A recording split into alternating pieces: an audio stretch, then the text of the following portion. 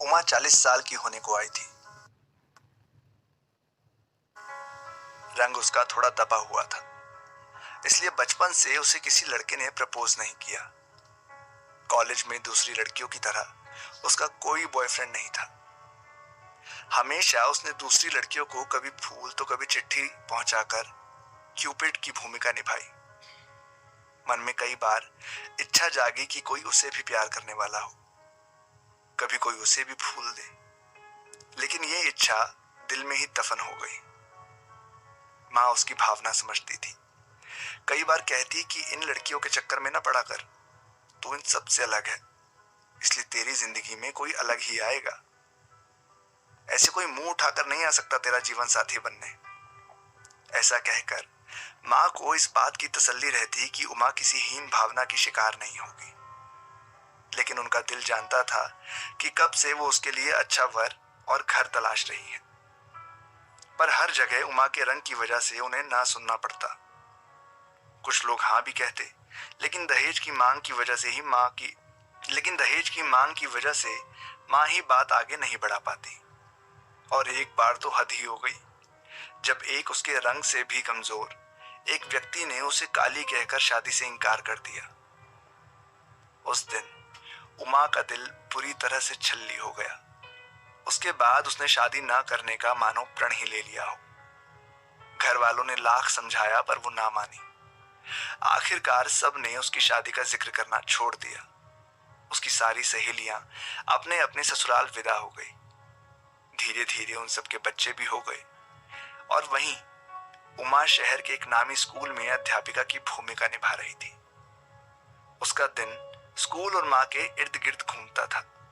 उसने खुद को सामाजिक समारोह से पूरी तरह से काट लिया था। कहीं से कोई न्योता आता तो वो बहाना बनाकर जाने से मना कर देती। माँ ने इसे उमा की किस्मत मानकर उसे समझाना बंद कर दिया था। इसी बीच उसके घर के पास रहने वाले सोनिया आंटी की बेटी की शादी तय हुई। दोनों का घर बिल्कुल पास पास था, इसलिए ना चाहते हुए भी उमा को उनके घर के एक दो फंक्शन का हिस्सा बनना पड़ा। सोनिया आंटी की बेटी की शादी बहुत अच्छी तरह निपट गई और उनके सारे मेहमान भी अपने अपने घर लौट गए। लेकिन सोनिया आंटी की बहन अपने बेटे साहिल के साथ कुछ दिनों के लिए वहीं रुक गई। दरअसल साहिल की शादी की भी बात चल रही थी। कुछ लड़कियों का पता कानपुर का ही था, इसलिए साहिल और उनकी माँ ने सबसे मिलने का प्लान शादी के बाद बनाया था। एक हफ्ते तक यह सिलसिला चलता रहा। जब भी सब लड़की की तरफ देख कर आते, उसकी चर्चा उमा के बरामदे में होती। उमा की माँ चाय बना कर ले आती और सब मिलकर बातें करते। छोटे शहर की यही तो खासियत है, सब मिलजुल कर परिवार की तरह रहते हैं। साहिल की माँ बहुत परेशान थी कि एक भी लड़की उसके बेटे को क्यों नहीं पा रही। उन्हें पता था कि उनका बेटा आज के जमाने के होने के बावजूद संस्कारी है। उसे कम गोरी लड़की चलेगी, लेकिन कम संस्कारी नहीं। उसके लिए आंतरिक सुंदरता का महत्व है। इसलिए सारी लड़की देखने के बाद उन लोगों ने निराश होकर बरेली वापस जाने का निर्णय लिया।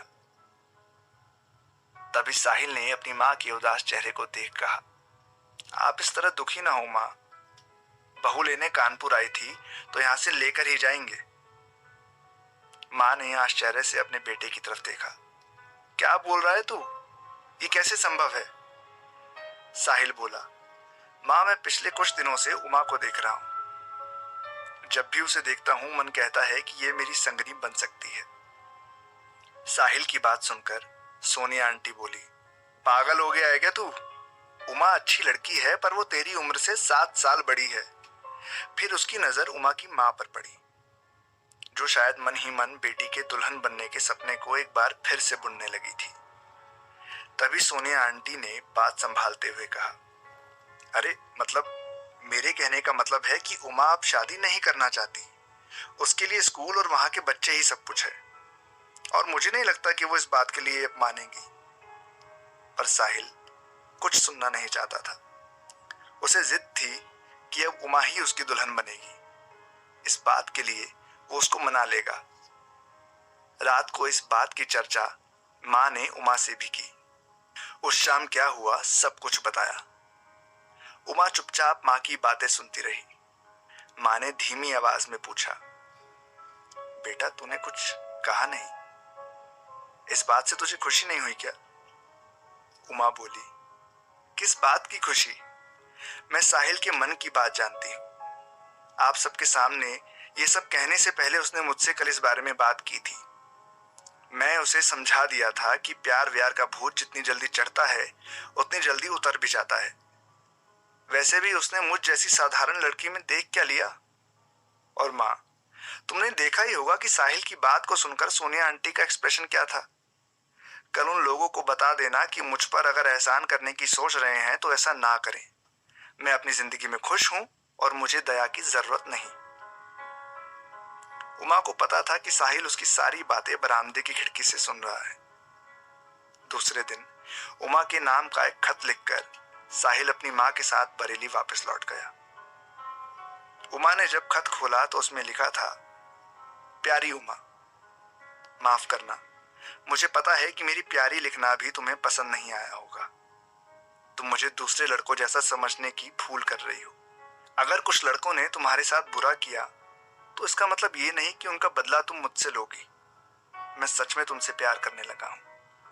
हाँ, ये बात सच है कि ये पहली नजर का प्यार नहीं। जब जब तुम्हें देखा तो मुझे खास लगी। सच मानो मुझे खुद भी पता नहीं चला कि कब मुझे तुमसे प्यार हो गया। मैं तुम्हारा ना सुनने नहीं वाला। मेरे लिए उम्र मायने नहीं रखती। चाहता तो ये सब सामने से कह सकता था, लेकिन मैं तुम्हें शांत दिमाग से सोचने का वक्त देना चाहता था। मैं जानता हूं कि तुमने भी मेरे घर सजाने के सपने देखे हैं। अब उसे पूरा करने का समय आया है। मेरे घर वाले एक हफ्ते बाद तुम्हारे घर जाकर हमारे रिश्ते की बात करेंगे। तुम चुपचाप मेरी दुल्हन बनने के लिए तैयारी शुरू कर देना। साहिल का खत पढ़ने के बाद उमा फूट फूट कर रोने लगी। उस पर आज तक किसी ने प्यार से इस तरह का हक नहीं जमाया था। साहिल ने उसे एहसास करवा दिया था कि उसे भी कोई प्यार कर सकता है।